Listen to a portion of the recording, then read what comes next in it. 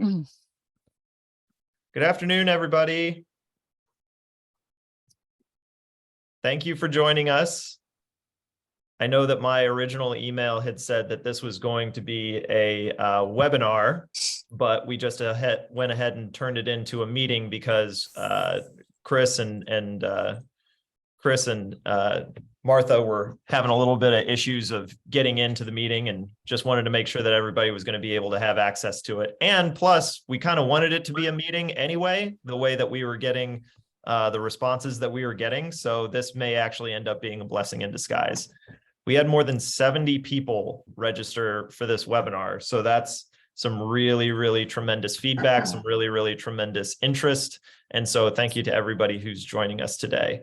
Let me find where I was here and just check and make sure that I'm letting in as many people as are asking to get in. All right. Okay. Make sure the chat's working. Everyone should be able to chat. All right, I think we're in a good spot. And we still have people who are asking to come in, and we will keep on letting them in. All right, thanks to everybody who's joining us today for the MCCA webinar on St. Charles Community College's Men of Color Student Success Program. We have Chris Cross, the manager of SCC's Office of Multicultural Student Engagement, and Martha Kampen, SCC's Executive Director of Diversity and Employee Engagement. So St. Charles launched this Men of Color Student Success Program about 18 months ago. And so they have a really fresh and unique perspective on getting this program off of the ground. When we first started talking about doing this webinar, I just got a reminder from my colleague Katie here that I need to be recording this. She is so good. We're already recording. Good. Okay. When we first started talking about this a couple of months ago, I told them I am going to reach out to your colleagues, to all the other CSAOs in the state, and just see, does anybody else have this? And if they do, how widespread is it around the state? And the response that I got was really interesting.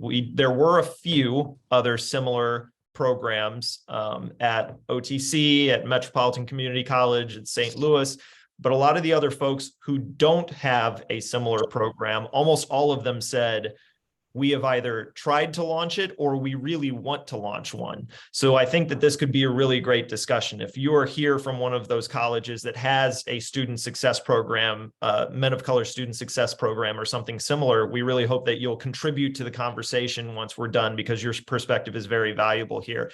And if you are at a college where you don't have a Men of Color student success program or something similar, but you want to launch one, I think that we can have a really, really excellent discussion here today and possibly really help create some more similar programs around the state and really help serve our students and help serve our communities.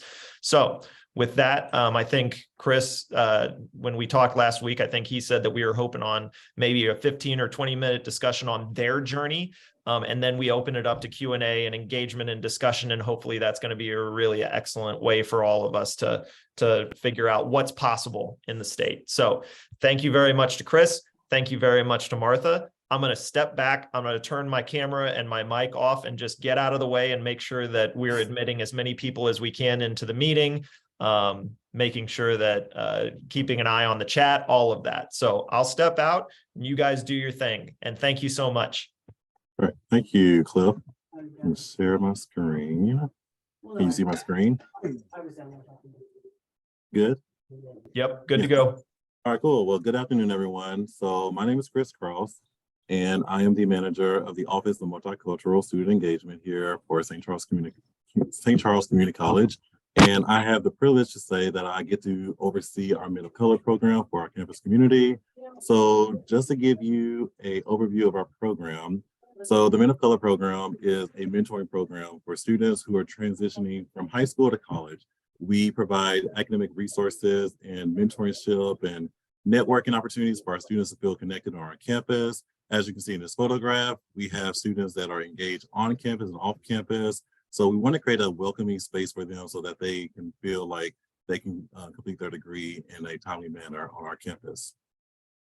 As of right now, we have 17 students in our program. So this is a combination of our first year students and our first year students and our second year students. And we're hoping to continue to grow our program throughout, us developing our program. So pretty much with the requirements for our program, so we listed that we want our students to be first time entering college students who identifies as a man of color. We also want them to be a current high school senior. We also want them to be graduating that following year. So typically, I know some people think that we are, I guess having our students who are already in the program, but like this is it's kind of like a recruitment tool for us to like bring new students in so that they can have a cohort feel when they come to our campus. The students must be also a US citizen. They must also complete their admission application for our college campus and our MOC application packet as well too. Some of the benefits that we have within our program are we allow our students to have a personalized student success coach, which is myself. I assist them with any questions that they may have across campus, whether it's finding the library or finding the tutoring center, finding the cashier's office, any resource that they need to know. They know that they can always text me or call me or stop by my office. We also allow our students who are in the program to get priority registration, academic tutoring, career exploration opportunities as well too, so that pretty much they can have this chance to like really learn the process of like, completing their FAFSA or, registering for their classes or even just exploring different types of careers.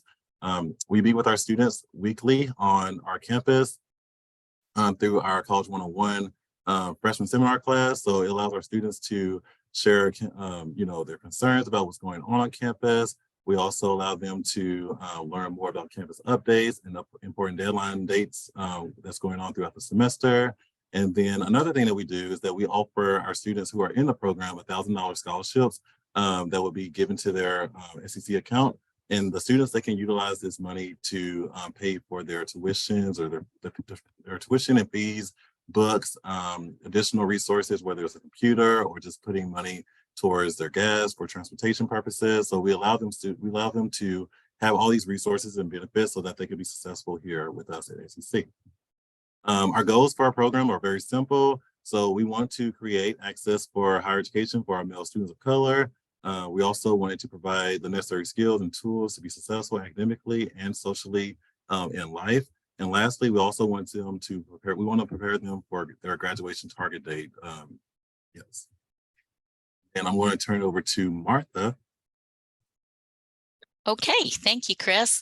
Hello, everyone. I'm Martha Garcia Kampen, and I'm speaking as part of a partnership here with Chris because back in 2019 is when we actually started it. So to give that perspective of the why we determined there was a need to start a Men of Color program.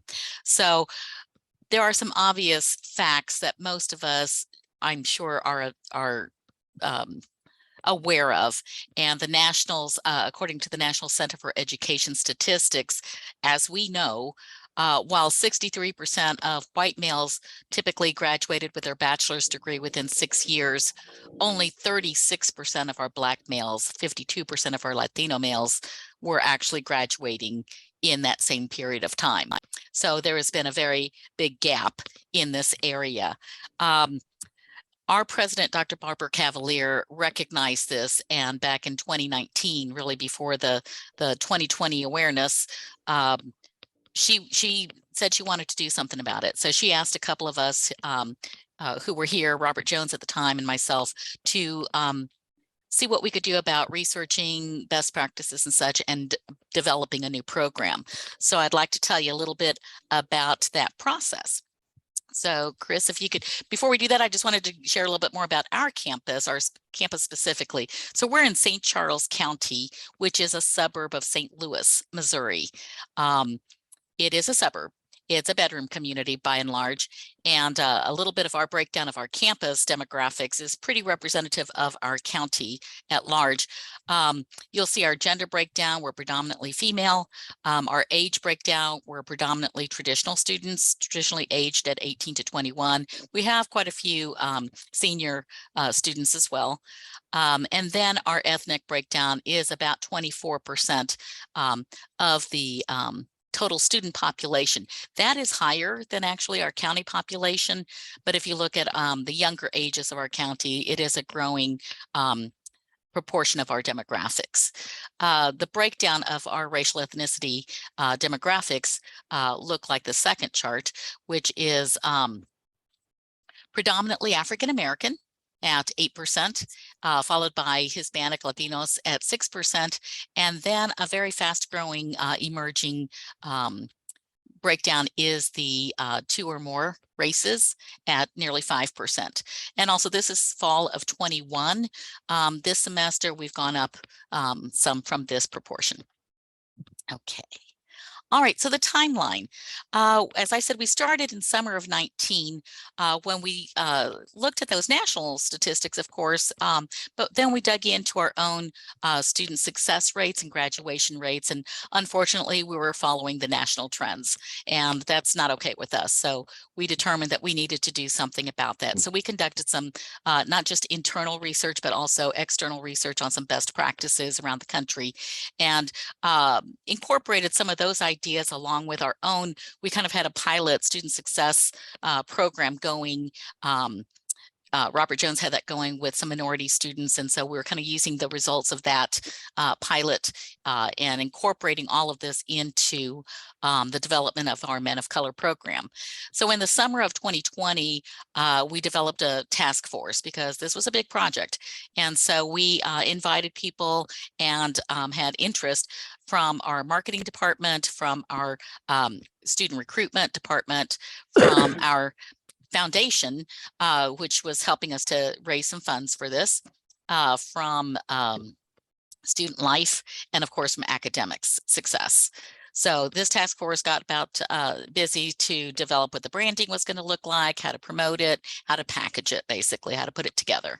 So in March of 21, we hosted our first Men of Color Student Success Summit. That was basically our recruitment tool. That was how we were going to do a broad reach to let everyone know that we were starting this program and that we were interested in inviting students to participate. So we worked through the high school counselors primarily, and sent out lots of communications to them and asked them to communicate it to their students.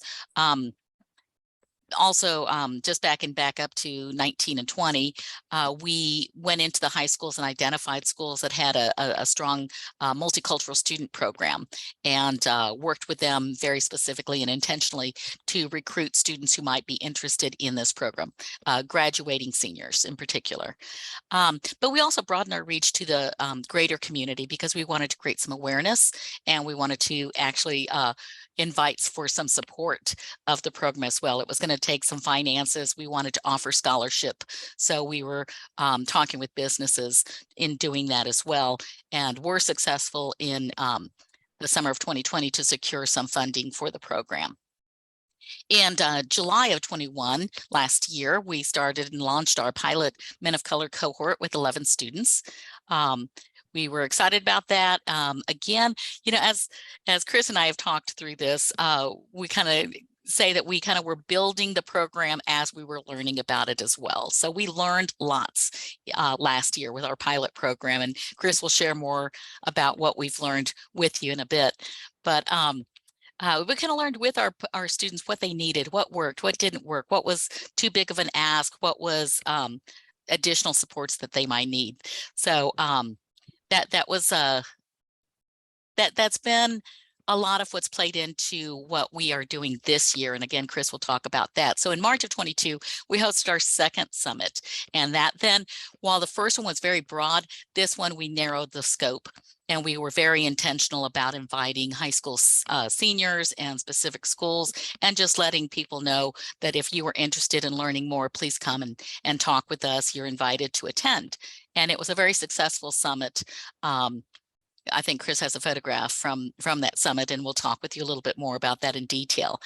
So that takes us into July of this year, where we have accepted 9 additional students into the cohort.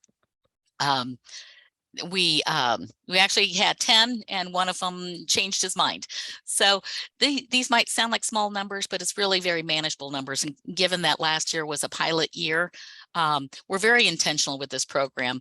And I think you'll see and hear from Chris how much we are providing for the students. And so it is kind of a limited group in that sense. But then he also, through his Office of Multicultural Student Engagement, offers supports to all multicultural students. So anyway, having said all of that, I think we've had some great success, some great learnings. Our students have shared with us many things. So yep, we'll move on to what we have learned. Year one, let's see, we learned that returning from the remote learning COVID environment was tough on students. I mean, on everyone, right? And especially our male of color students who this was their first year in college. It was tough. So we learned to identify what motivated our students. We learned to see what worked and what didn't work, what they jumped into and what they were like, yeah, I can't do that. We also learned to understand that they needed a little bit more maybe encouragement in developing that professor-student relationship. Again, the transition from high school to college for everyone is a tough one. And it's one where we're teaching more autonomy and more independence and more self-initiative. And that's no different than this group as well. I think we all learned about the school life work balance. Just about all of our students in the program and the cohort had outside work commitments. It was something they had to do and needed to do. And we had to honor that and make space and room for them to have balance with their work and their school and their studies and the additional things that we were asking of them from the Men of Color program. We also, it was challenging identifying some funding sources to support the program, only because of awareness and what the program was. It was still a new program. So we were talking about a concept, right? Now we have more of a proven outcome for people, but we were able to secure $30,000 in scholarship from a very generous local bank here in St. Louis, who is specifically geared towards helping to empower minority people in the minority communities. So anyway, lots that we learned. And so Chris, go ahead and take us from here as far as what we are doing in year 2. Yeah, absolutely. So yeah, so in relation to what Martha was saying about, year 1, we faced the challenge of like having the students to return back from COVID. And I'm originally from Arkansas. So when I came up here, I was thinking that, okay, everybody's back to the swing of things. But then as I got here, they was like, Chris, we're just now returning back from COVID. And a lot of our students, they, pretty much was not prepared for the in-classroom learning experience because they were given a laptop in high school. They were giving online, coursework and stuff. And then coming on the first day of classes, they, forgot a backpack or forgot a pen or whatever. They know, what to bring because within that whole year, they just didn't know what to bring. So we identified that as a opportunity for us to support them, especially on day 1. So we typically will have a semester retreat for them to really just, get them acclimated on our campus, but also to identify any type of like resources that are needed, whether it's like, buying a backpack, or if it's, if they need a computer, let's go to see our IT department and see if they can rent out a computer for the semester. But the one big thing is like creating spaces for these students to build their self-confidence. So one thing that we did not do in year 1 was put students in one cohort class for College 101 or college seminar. So this year we have, we're very intentional with putting all of our MLC students, especially the new students that are in the program, to be in the same cohort so that, as one student is struggling with, asking for help or, identifying, tutoring services, it could just be a safe space for them to say, hey, I don't know what I'm doing, so that these students can feel comfortable and like helping them to like build their self-confidence while they're in their classes or while they're on our campus learning as well too. Another thing that we did was conducted interviews the second round for our program, because one thing that Martha and I were talking about were like, okay, let's find, the students that are going to make this program shine. So we both were in agreement of like, having those one-on-one interviews when selecting our students to see, do they have the desire, do they have the motivation, do they even have the interest of even completing their college degree? So that's one thing that was really helpful for us to do this past year, was interview each student and to see, where their head were, and to see, do they display that, I want to win at the end of the day type of attitude, so that we can, continue this program, continue this program for our campus community. The third thing were creating programs that support our students and building that relationship with their instructors. So here recently, we just moved into our new office suite, so that we're in a shared space with our International Student Support Services Department. And I'm loving this space because we are now in a space where faculty members can come out and talk to our students in a safe and welcoming space as well too. In addition to that, we also, allow our students to, pretty much go through like networking opportunities for them to learn more about, who are the professors, who are the deans on campus, who are the, vice presidents and the president on campus as well too, so that they can, know they can put a face with a name across campus. The fourth thing is that we learned and that we're implementing this year was that we're being very intentional with planning programming events. Like what Martha said, we were very ambitious. Our first year, we wanted to do a lot just so that we felt like we were keeping up. However, we learned that, our students, they do have life after, outside of, college and stuff like that too. Some of them are working, some of them are having to take care of their, little brother, sister, nieces, nephew, the list goes on. So when we do our programming, we're very intentional of their timing, because we don't want to, create a program that is not worth their while. So every time that we do a program, we are assessing that each program to see whether or not it was worth their while, and see whether or not if we should continue to do these programmings, so that we can, I like to say it, work smarter and not harder and stuff. So yes, that's one thing that we have learned after year one. And then last but not least, identifying funding sources to support the program, because going to school is not cheap or free. So pretty much we're still on the journey of continue to get the word out about, we are here, we have this program, we're looking for people to support our program for future semesters and future academic years as well too. So now you're probably thinking to yourself, like, how do we keep our students engaged? So Martha and I, we were, brainstorming this time last year, or maybe it was in the spring semester, about, what are we doing to keep our students engaged? So we developed these 5 key pillars to ensure that our students are very successful throughout the semester. So as you can see on this list, we do academic support, we do social support, health and well-being, financial management, and career exploration. So within academic support, so like I mentioned before, we have enrolled all of our students in a College 101 course. And the one thing that we're doing different, I would say, compared to other schools, is that with our MLC program, typically a College 101 course is 1 semester, but we have decided to split up the 2 College 101, or we decided to split up College 101 into 2 semesters, so that we can actually, do some academic skill training, but also to bring in, guest speakers. Like today, we had a guest speaker to talk about financial literacy. So we're allowing our students to, 1, get that, academic skill training, but also 2, having that interest point of like, them managing their money and, taking care of their mental health well-being and stuff like that too. And so far, our students are really loving that atmosphere, because it's not, specifically all, note-taking and stuff like that. It's something that is a good balance.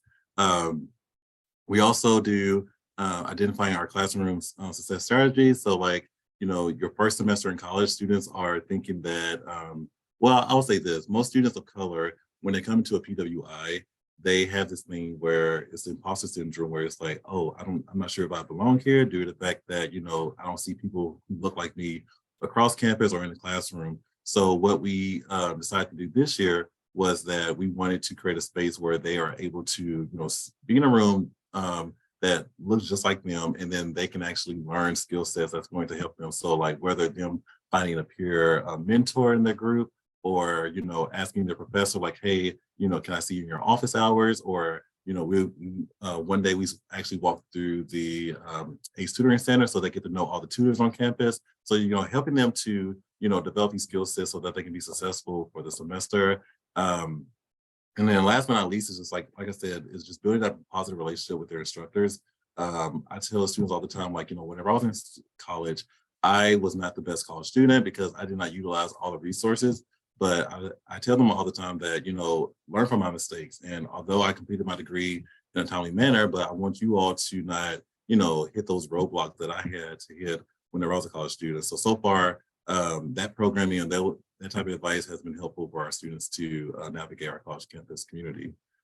We also do social support. So social support, this is really geared to like outside of the classroom learning. So Martha and I, as you can see in this photo, we did a program in the month of October, I believe, and we wanted to create this, nice, inviting atmosphere where our students can go to a country club and learn table etiquette, skill training. But also, too, we actually brought in some community members from our community to really, help our students to practice their elevator speeches, but also to just like learning how to go into a mixer or a social networking event to like really work the room and stuff like that. So I still get positive feedback from our students saying like they really love that event because the food was delicious, but also too they were able to meet professional people who look just like them in a community that can support them with their career exploration desires of whether they want to become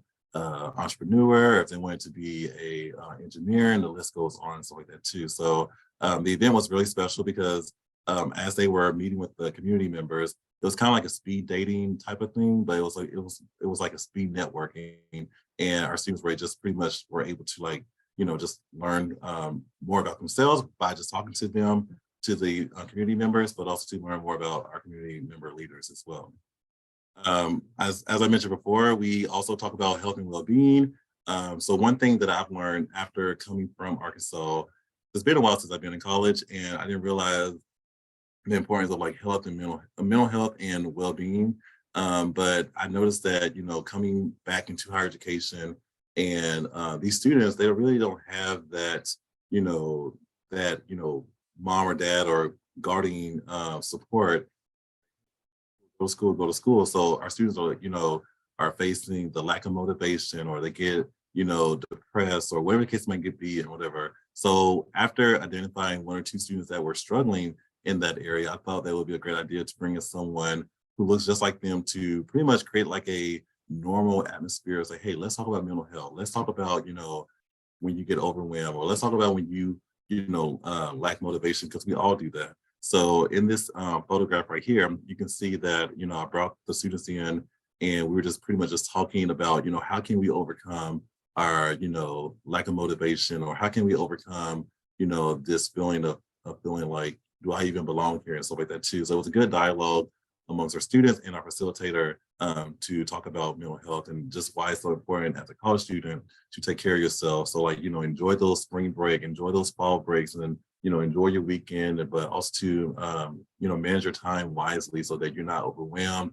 nor are you going to get burned out at the beginning of the semester. We also do financial management. So we collaborate with our financial aid and scholarship department to offer workshops about, how to apply for the FAFSA, how to look for additional scholarships on campus and off campus. As you can see, our students are pretty much, just writing out like just a, in that photograph, they're just writing out like, lists of things that they want to, scholarships that they want to apply to and stuff like that. Today, like I mentioned before, we invited a facilitator from Together Credit Union to talk about financial literacy. So the attendance was great. Our students were able to learn, the power of the consumer. Like, they were really thinking about, okay, do I really need this? Do I really need to, is this a need or a want? So our students who attended the event really enjoyed that financial literacy workshop and stuff like that. Another thing that we do is to keep our students engaged is we focus on college and career exploration, because this program it's really geared to help support our students to transfer to their 4-year college goals. So we work with our career services department to establish those career goals early on throughout the semester. As you can see in this photo, our students are doing like a little fun exercise where they are able to, or they're pretty much doing their they're trying to identify their career values. It was really cool.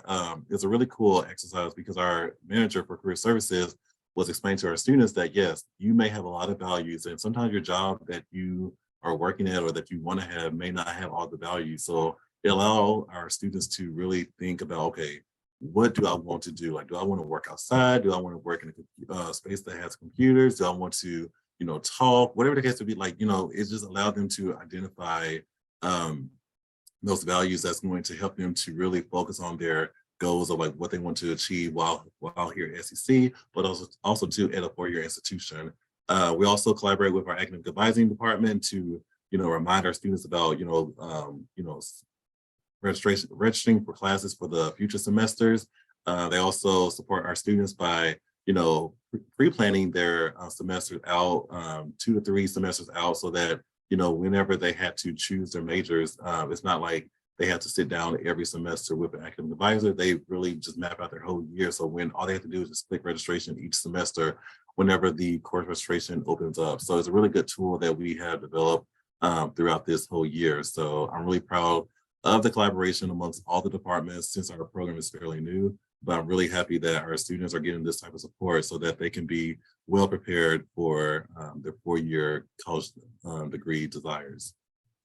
This photo right here is one of our students who was actually featured in the KSDK news. Let me see if I can share this video.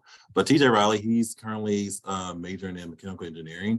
And I was telling Martha as I was developing this PowerPoint that I tend to forget all the good work that we're doing because, when you're in the work, you tend to kind of get distracted and stuff. But like having this video reminded me why this program is so important for, all colleges, whether it's a 4-year school or a 2-year school, because it really changes students' lives. So let me see if I can share this video with you all.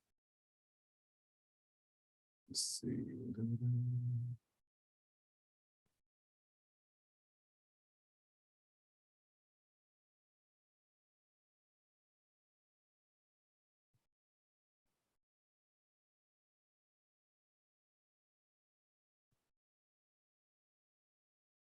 Ugh, they repopulated the ad. We actually played the ad before the webinar started just to make sure you guys wouldn't have to watch an ad, but here we are anyway.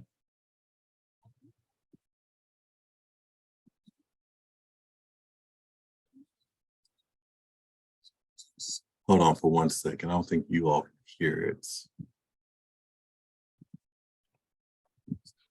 Yeah, you probably just need to do what we did immediately before the webinar. We had the same issue and we figured it out pretty quickly. I don't know why the web page would have relaunched it.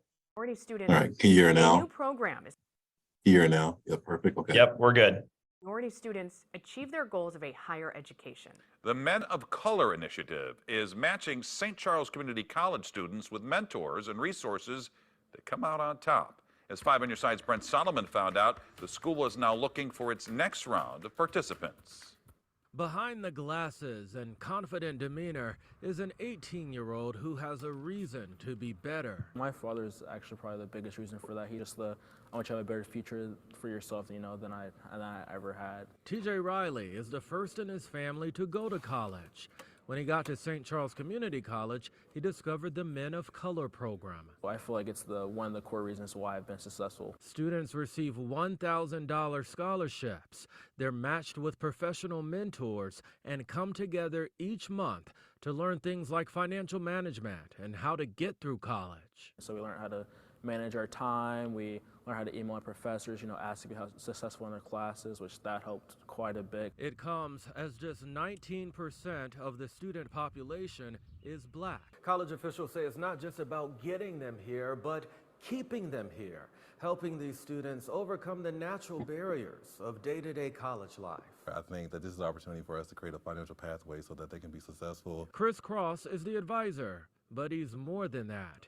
He's a friend who cheers them on. I come from a small town in Arkansas, and I didn't get to see a lot of, positive Black men in the community who were, I guess, quote unquote, educated. I'm a firm believer of that. You know, you have to see it to believe it. In other words, see it, believe it, become it. For TJ, finishing his first year in college on the dean's list is more than a step in the right direction. And Dad couldn't be more proud. And it means a lot to me. He just keeps saying how much he's proud of me that I'm doing all this on my own, and then I'm finding all these scholarships, and I just have my plan laid out. Just pretty much helping them change the narrative within not only themselves, but also too within the community of what Black men can do or men of color can do within the community. Brent Solomon, 5 on your side. Right now, about a dozen students are in the program. Men of Color is recruiting for its next wave of students who want to attend St. Charles Community College. The scholarship application deadline is Friday, and we plan. So yeah, so that's the video. So like I said, I'm so happy that you know, we have this footage, because there's days where I'm just like, okay, what am I doing? And then I'm reminded, like, you know, this program is making a difference for our students across campus, and our goal is to increase, have more students, have more stories like this for all of our students as well too. So if you have any questions regarding, like, you know, programming, or, you know, just pretty much how to, or best practices, feel free to reach out to me. Here's my email address. And then if you're interested in the higher level programming side of it, we also have Martha Kampen, and this is her email address. But we want to open the floor for questions. And like I said, this is more conversational. So like, if you have any questions, please do not hesitate to reach out, because like I said before, I'm a firm believer of, you know, working smarter and not harder. So when I say that, it's like, you know, let's talk about best practices. Let's talk about, you know, the highs and lows, because I really want you all to be successful in your programming as well. So any questions? Thank you so much, Chris and Martha. We really appreciate it. Yeah, please feel free to throw out some questions. I've got lots of stuff to just sort of toss up to Chris and Martha as discussion points if anybody doesn't have a question, but I am hopefully calling you guys out. Please throw out some questions.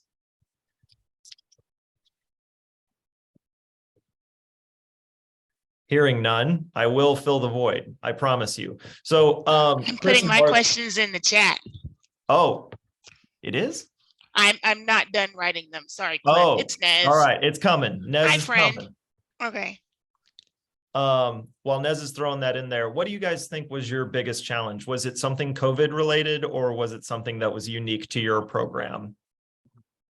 I will say for me was just the unknown. I told Martha, like, my first year working here, it was just kind of like, I didn't know what I didn't know. Due to the fact that coming into this role, I just had a lot of assumptions, such as, like, you know, when you start school, you, like, every student knows to, like, bring their notebook, paper, you know, resources to, you know, be successful and stuff. So like, whenever I started, this was probably a year out after COVID broke out. And back in Arkansas, we went back to school in the month of September of 2020.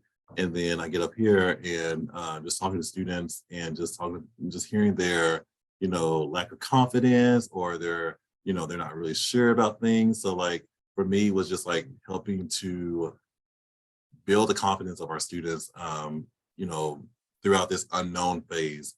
So that was for me, as a program advisor or coordinator, or whatever you call me in this role.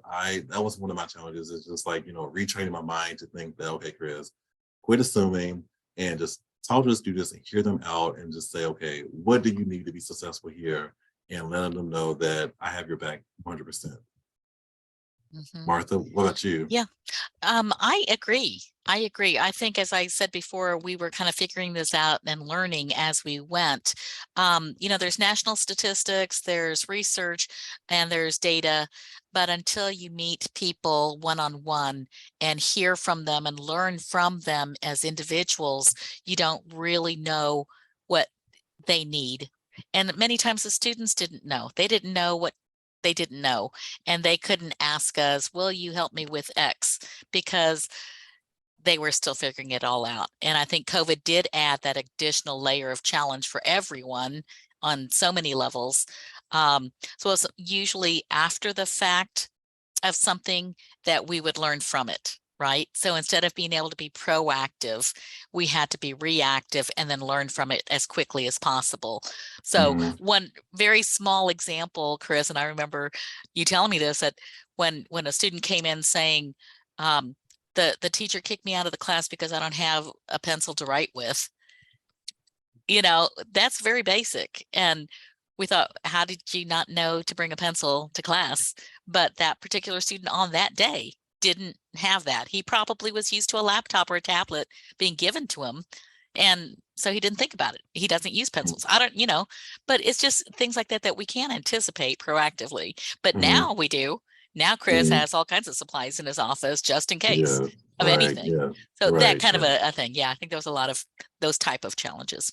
Right. And I also think that, you know, Martha and I were very transparent with pretty much this whole process. Like I remember meeting the students say, hey, we are building this program together. So, you know, because of you, this program is going to be great. So like, you know, although, you know, it may feel like it's hard now, like a year from now or 2 years from now, or even 5 years from now, like, you know, the things that you all may not have or may not have, quote unquote, experienced, whatever, you all are helping building this program. So this is not Chris Cross program. This is not Martha's program. This is our program. And that's one thing that this is one thing that I am or Martha and I are doing to like just show people like, hey, this is we're building this as we go. We're transparent. We are open to, you know, improvement, because I think that's the thing that's going to help us to continue to make this program bigger and better, is because we're just wanting to always improve it. Thank you very much. I could go through the chat and just start reading through some questions, but I feel like it might be better if we got people to actually have a discussion here. So Therese and Nez, you both asked a very, very similar question in regards to this being a men of color instead of women of color or people of color type program. Would either of you mind unmuting and elaborating on your question there? Sure. I'll do it. I put 3 questions in the chat. I'm Nez Savala from St. Louis Community College. I'm the communications manager. One of my questions was, is there a similar program planned for women of color at your campus? And then Quick answer is yes. Okay, thanks. All right. And the second question, my other question is, you know, it's exhausting to be a Black student at a predominantly white institution. So how are you facing those challenges, not only for yourself, but for your students, of facing microaggressions, negative assumptions, stereotypes from faculty, staff, and leadership? So for me, I would say that the way that I'm facing it is through creating a safe zone space for them. So when I say safe zone space, before this time last year, I was actually in the office, and it's just like I didn't really have a suite or whatever, but like students just knew to just come to my office and stuff.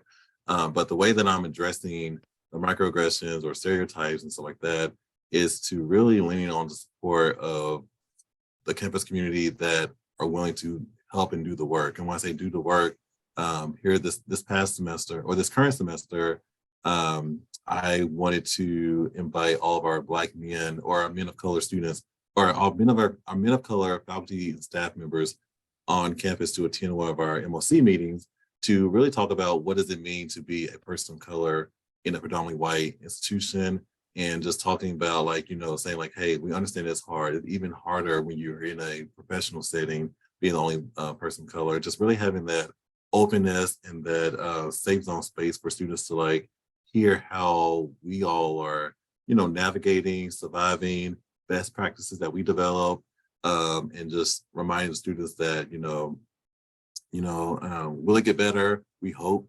However, just identifying those people that you can rely on to just reassure you that you're good. And I think Martha and I, we do a really good job by communicating across campus about the program and like, you know, letting people know who we are and like who our students are as well too. So when our students are across campus, that, you know, they know that, you know, this is a supported group type of program. I'd like to add to that, because you are absolutely right, Nez. It is exhausting. And we recognize that. And I think early on, as we were doing some of that preliminary best practices research, and just as I dug into lots of articles, my own personal experience, and talking with people, that's part of what shaped the 5 pillars that Chris talked about earlier. So we recognized early on that it was going to be more than academic supports, because when you think about those obstacles and barriers, many times it is the microaggressions that one experiences either with other peers or from their instructors. So we knew it was going to be more than academics and academic resources. And that's why, just to remind everyone, the other 4 pillars are social support, health and well-being, financial management, because if I'm having to work 2 jobs and take classes, it's going to affect my academic performance, right? And career exploration, so that there can be a vision. It's not just I want to be a rock star. It's I have a vision, and with some help, I'm going to plan towards a career. So we recognize it's a holistic approach. And part of the reason that we feel strongly that the social supports aspect is so important is for this very reason, because it is tough to be the only kid in your class who looks like you. And so that's part of what we've shaped around this program. It's not only academic supports. Thank you. Therese raised her. Oh, sorry, Nez, didn't mean to cut you off there. No, I was just saying thank you. Thank you, Nez. Therese has also raised her hand and has been waiting very, very patiently. Therese, it sounds like you want to chip in. Yeah, I just really wanted to know why, how come men of color first and women of color next, and it's why did you do that, or what caused that to happen, instead of just having like men of color and women of color at the same time?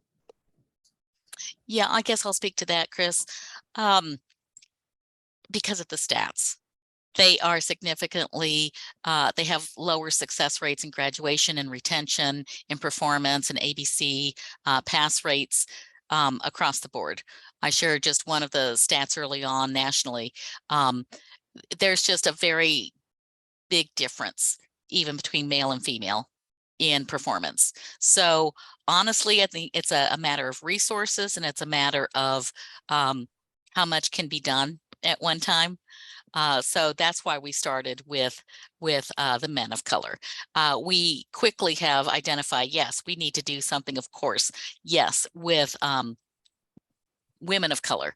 And so we are developing a program. It looks a little bit different. It looks similar, but it looks a little bit different. We are, of course, providing the same funding and resources to that new program, but it looks a little bit different because as we've heard from and researched and talked with our women of color students, they want and need some things that are a little bit different.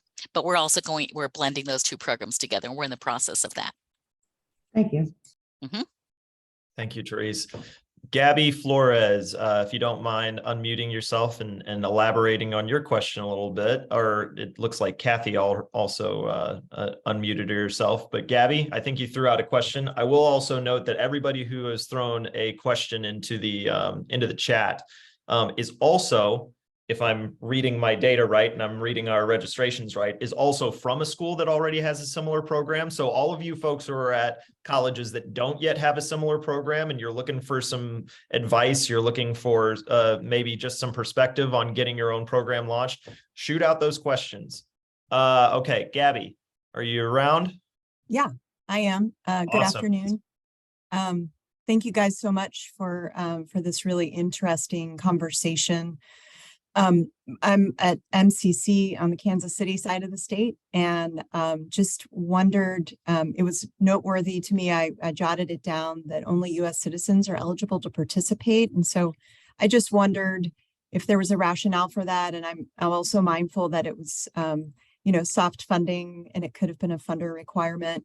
But we have such a large refugee community, students from Somalia and Sudan who identify as Black or African American, and other POCs that are in a refugee immigrant status for at least 5 years before they're eligible for citizenship. So I just would ask if you would weigh in on that.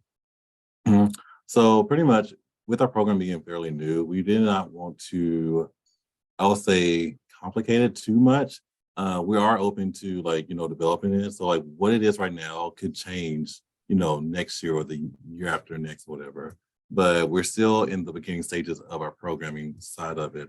So, I mean, we had those conversations before, but I think for right now, we're still just trying to figure out like how we're going to, make it work, because we still have not, we don't have any stats or data to show, graduation rates and stuff like that too. So right now we're on year 2. So our first year students are in the program. They'll be graduating in the spring of 2023.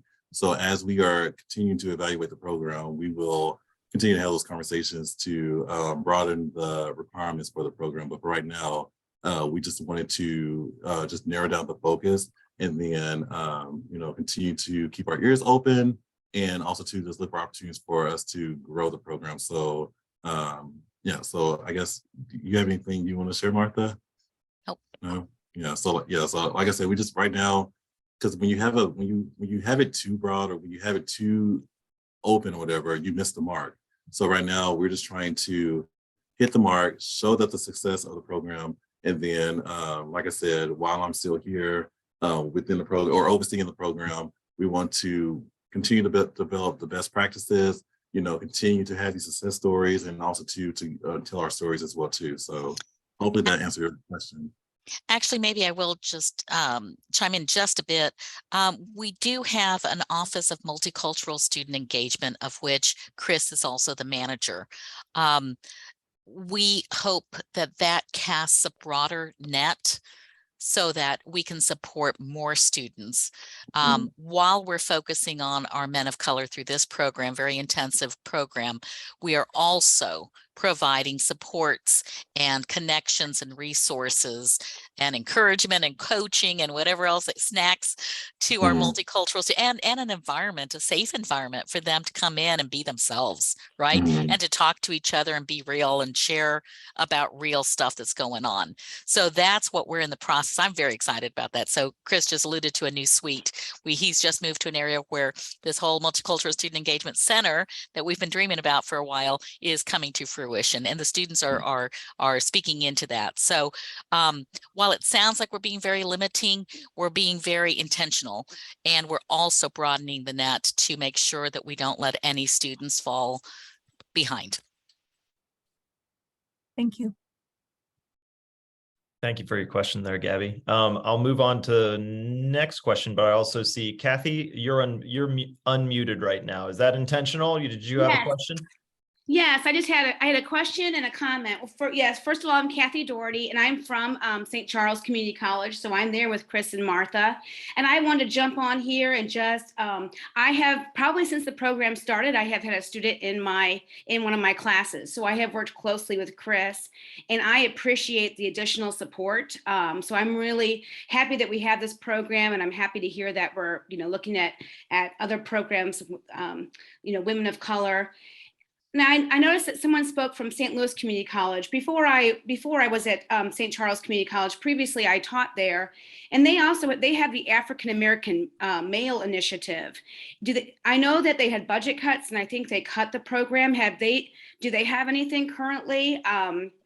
Because I know that Forest Park had that program. So I was just wondering if anybody was here from St. Louis Community College that could answer that question. And I also just want to mention the additional support, I think, is not just good for the students and it's great for faculty, administration, kind of all around the college. So I'm definitely happy that we have it.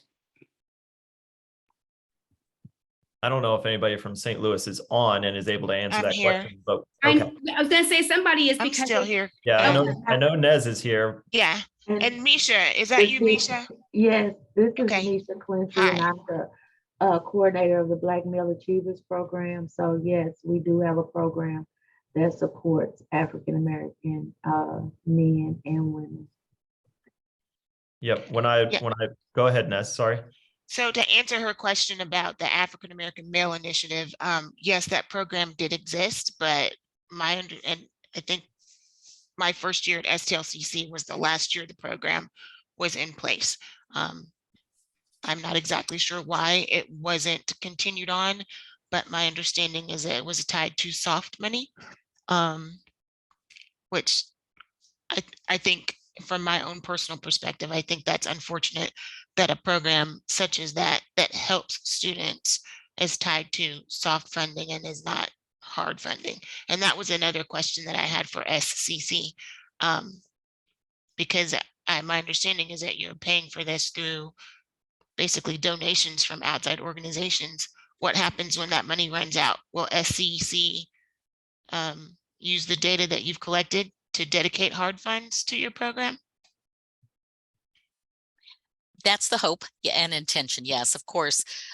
We all know the challenges with resources and funding. So we're actually, we were matched 50-50 in our pilot year. So we had college funds and then we were matched with business partners. So it was a 50-50.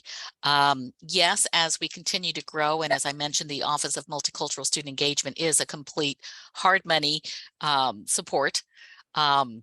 We augment it with scholarship and other resources that come from outside of the college. I think our plan is to fund and resource this full initiative, both from our internal hard sources and augment with additional partnerships. Thank you. And I appreciate that question. Awesome. Thank you very much. And to sort of backtrack a little bit on the previous question, when I surveyed the other schools, the other colleges in the state, the ones that do have a similar program to St. Charles are Metropolitan Community College in Kansas City, St. Louis, and then OTC down in Springfield. So we're certainly don't have to limit this to an hour, but with the understanding that probably a lot of the people who are here probably committed a 1 hour time frame to this. I'm just going to start running through some of the questions that we haven't gotten to yet. So Martha and Chris, Joanne asked, are the students engaging in all the activities or is it difficult with other home responsibilities? And what has the end of course feedback been like? Right. So I will say, yes and no. So our students are engaged in the activities. They are, like this past semester, one of the things that I wanted the MLC students to do was I wanted them to work together on creating a student engaged event. And of course, you know, it's so funny working with them because they all had these ideas and stuff like that. And they have to like really, there's 17 of them, but they have to choose one idea. And one of the ideas that they wanted to go outside and like play kickball or whatever. And I simply asked them, I was like, okay, how many of you all want to be out in the hot sun? None of them raised their hand. I was like, okay, we're not doing that. So then they were able to really narrow down their focus and say, okay, what resources do we have? We have a gym, we have basketballs. Okay, we can have a basketball knockout tournament and just have some music and just really, you know, give out pizza and stuff like that. So they were able to work together and create an engagement event. As soon as they come to my office, they're always asking me like, hey, what can I do to get involved? I know in the spring semester, we had our spring fling. So some of them help move tables and, you know, serve popcorn and stuff like that. We do encounter students who have other obligations, whether it's work or maybe, you know, just life happens. Like I had one student today text me and say, hey, I won't be able to come because I'm having issues with my breaks. I may not be able to come to school next week. So of course that was like a red flag for me. It's okay, let me go and find, you know, the, you know, resources such as our student emergency fund to see, you know, if they're eligible for that and stuff like that too. So yes and no, students are engaged, but then also too, you know, the reality is that it's like 50-50. You have some who are engaged and then some life just happens. So what I try to do each time is just try to just, you know, remind them like, hey, we have a mental health, you know, workshop coming up, or we have a financial literacy workshop, or we have a domestic violence awareness month, whatever activities that we have going on, just reminding them of those events and also remind them that there's food there too, so that they can come and grab some food, but also to just hear them out and say like, what type of programming do they want to hear and see and be part of and stuff like that too. So, you know. And Chris, you may want to speak to some of the activities, events, workshops are required? Like Oh, that's yes. something we learned this year from last year is we needed to require a certain number of attendance or Right. attendance to events and certain workshops and such in order to remain in the program, right? Absolutely. Yes, absolutely. So yeah, so we have our orientations, we have our retreat, we have our, luncheon with the president. We also have, social engage events with our community mentors. So the students know, and like I said, we don't because whenever Martha and I were like planning our first year out, I think it was like after the first semester or the first year, we was like, Chris, we looked at each other, we was like, okay, there's only 3 months out of the semester. So we have to be very smart about how we're going to program because you don't want to burn them out because they have work, they have school. You just don't want to add additional burden on them. So like we were really thinking about, okay, how can we make sure that these students are well informed, well engaged, but also too successful and stuff. But the 3 requirements programming for the semesters are something that we implemented and it has been working out really well. Excellent. And again, we'll just keep going with the questions that we haven't answered yet, and feel free to throw more in there, but completely understand if people need to jump off that you were just planning for this to be a 1 o'clock to 2 o'clock type thing. No judgment if you got to leave, but I will still keep going through these questions here. Glenn asked, is the $1,000 scholarship, is that per year, per semester? Is that renewable? How does that work?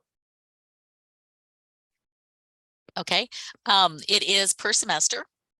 It is hopefully renewable, but that is tied to soft money directly. But we do have a foundation which has already stepped up to say that they will fill any gaps that we have if we have any gaps in upcoming semesters. But that is that was listed under the challenges, right? Where all of us have experienced trying to raise funds and grants and everything else. So it's an ongoing challenge and opportunity, and that's where the business partnerships come into play, where they know and understand what we're trying to accomplish or what we are accomplishing here, and securing those dollars over and over again. But I would love to increase that. Frankly, I'd like to make it more than $1,000 a semester. That's our goal. Thank you very much. We have 2 more unanswered questions, and one of those the person already left. So I'm going to skip that one briefly, maybe circle back to it. I see Shelly. So we're not just doing a Missouri Community College thing here. Shelly from Lincoln University here in Jefferson City also joined us today, and she had a quick note about what they do. Shelly, can you elaborate a little bit? Well, yeah, the reason I wanted to come today is that we launched our first year success initiative cohorts this fall, and I'm a leader of one cohort and an instructor. And so we're learning as we go and, kind of looking at how we could have managed this more successfully. What do we do? And I just was kind of wanted to respond to the professor in Kansas City that, wondering if it's an opportunity for some of those international students who might have a better sense of how to play school, as our Dr. Westbrook's called it, to mentor the American males, which is what our Jamaican students are being trained here to do as part of our program. And so I really am appreciating all of benefiting from your experience on this. And I'm definitely going to go talk to our Student Success Center about ways that we can improve this. I think the main issue with our cohort thing is it wasn't volunteer. They placed the students in the cohorts based on their test scores, and most of them didn't want to be in the cohort. So like requiring them to attend so that they could keep their position would, they didn't want to keep their position. They wanted out. Things are starting to gel now after midterm. They've settled in, they're starting to see some of the benefits. So I've just been taking copious notes here, and I may be calling you, Chris and Martha, to talk some things over with you. Thank you so much. Yeah, like I said, I'm a firm believer of working smarter, not harder. So anybody that has any type of student success programs or men of color programs or African American Achievement Academies, or whatever the case to be. Like, we're all in this together. We're all here to support our male students of color. And, not saying that I have all the answers, not saying that you all have the answers, but we all need to talk things out, talk about what worked, talk about, best practices, because we're one state, we're here to serve our students, and our goal is to educate them, show them like, hey, you can achieve this degree, and just really work together and stuff like that. So, Martha can tell you that I'm a big collaborator. I love to collaborate. I love to do all this, working smarter, not harder, type of work, because if we work harder, we're like, facing those roadblocks. So like whatever roadblocks I face, I want you to avoid those roadblocks so that you all can, move at the same speed that we're all moving and stuff like that. So just feel free to reach out to me, and I'll be open to, meeting with a group of you all, either bi-monthly or whatever the case would be. Just talk about like, hey, what are y'all doing? And, how are you tracking your students coming to meetings, or how can you get them to go to tutoring, whatever the case be, so that we all can work smart. I have one more question. I wanted Shelley, to know. may I just, I'm just curious with your Jamaican mentoring the American, is the cultural differences, are those being factored in? I am not sure, to tell you the truth, how the interaction is playing across. So I could ask some of my students that question next week. Yeah, that's very interesting. It's a very interesting combination there. And I wonder about it sometimes too. So I am going to talk to some of my students who worked with the mentors next week. Several of our mentors are from, they're international, Spain and other countries, and they're here playing football or track or whatever. But I wanted to ask how you fostered the community relationships, the community mentoring relationships, because that's definitely a piece that we're missing. So for me, I think one is to create a space on campus. So I'm so thankful that Martha was on that task force to create my office, Office of Multicultural Student Engagement, and just show them like, hey, this is a space for you all to, find resources and, ask questions that you may not feel comfortable asking across campus.